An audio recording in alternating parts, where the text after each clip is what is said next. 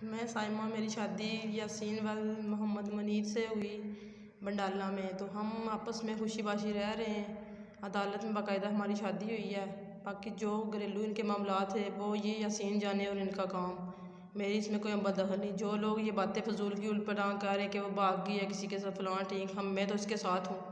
किसी घर में कहीं रीज़न की वजह से हम लोग अलहदा से रह रहे हैं। तो अगर अब किसी ने मेरे बारे में किसी किस्म की कोई बात की तो उसके ख़िलाफ़ कानूनी कार्रवाई की जाएगी। ये लोग क्यों मुझे तंग कर रहे, मुझे क्यों जीने नहीं दे रहे। मैं गवर्नमेंट के किसी भी अदारे में जाकर इनके ख़िलाफ़ कंप्लेन करूँगी कि ये लोग मेरी हस्ती बस्ती ज़िंदगी उजाड़ रहे हैं। तो फ़िलहाल इन लोगों से के रोकथाम की जाए, क्यों ये लोग ऐसे कर रहे हैं। मैं यासीन के साथ खुश हूँ और उसके साथ रह रही हूँ। हमारा कोई मसला नहीं है, किसी किस्म का कोई इशू नहीं है। हम बिल्कुल ठीक ठाक अमन सुकून के साथ रह रहे हैं। मेरा कोई मामूली मामला था अपने घर में, ठीक है, वो भी हमारा मामला हल हो चुका है, ठीक है।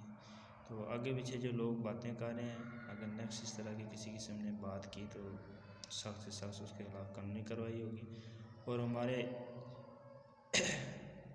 आला काम से भी है कि हमें इसके बारे में जो बातें करते हैं, गलत बातें करते हैं, आगे पीछे जो लोग कर रहे हैं उनके खिलाफ़ कानूनी कार्रवाई होनी चाहिए, ताकि किसी के साथ जुल्म ज़्यादती ना हो।